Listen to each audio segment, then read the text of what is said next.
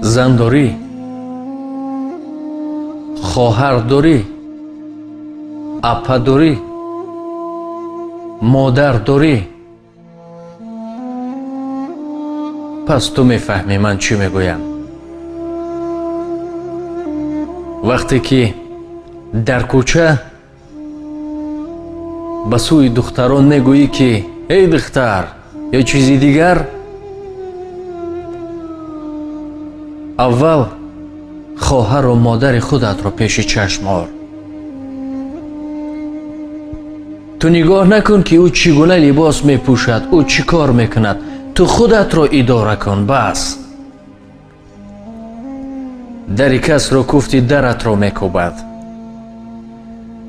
با این خاطر وقتی که کوچه میبرویم چقدر دختران زیبا و دیگر بگذار، من خودم رو میدارم. خلاصی گپ، اگر ما همین گونه فکر کنیم از این راه کشیده میشویم. پیش از اونی که به کسی هی و هوی و چیز دیگر میگوییم، اول خواهر و مادر و دیگر رو پیش نظر میاریم. اینها نباشند بگو صاحب دختر میشوی. با این خاطر از این چیز بیترس. بیا این طور میکنیم،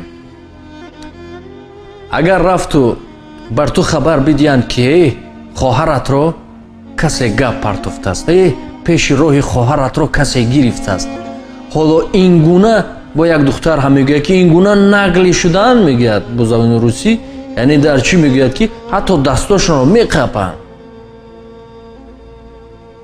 دومین باشد ای زنهای شودار، ای زنهایی که شوهراتون در رسی هست، دغل میفهمانم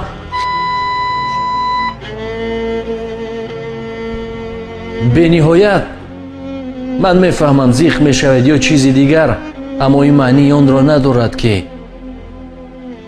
یک چیزی عادی از صدها بار گفتیم، با تلفن صحبت میکنن یا اون چیز تصادف کسی دیگر جو میفرمه چیز خیلی یک دیواناش میکنم، میگن لهجوی، خیلی یکم صحبت میکنم، تمام همین خطی میرود. تمام ما دو طرفه باید گپ بزنیم، نخواستیم که فقط بچه ها رو گوییم، اما دخترها هم همین گونه است.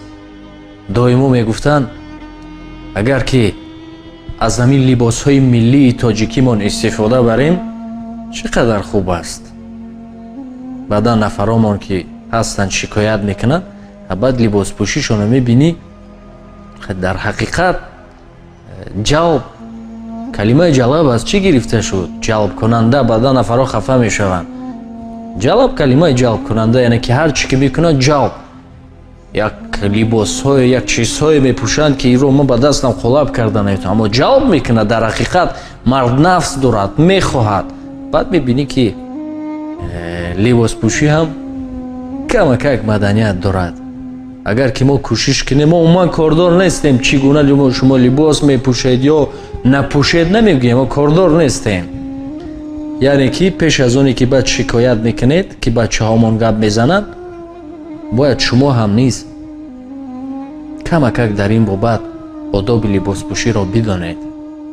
تمام دختران تاجیک را ما خودمون حفظ کنیم، خودمون رسواشو نکنیم.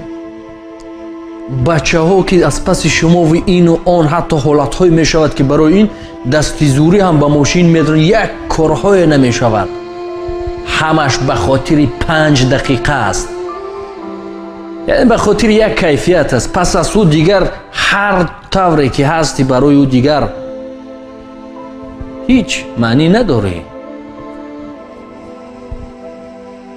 برای همون بیشتر شما هم به فریفته بچه ها نشوید. به خاطر زیو بعضن هست که وای ماشین دارد، وای این دارد،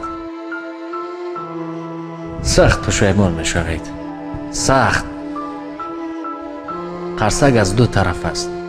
اگر که ما دست کشیم، یک خود دیگر قرصک زنی نمیتواند. خود رو احتیاط کنید. راستی گپ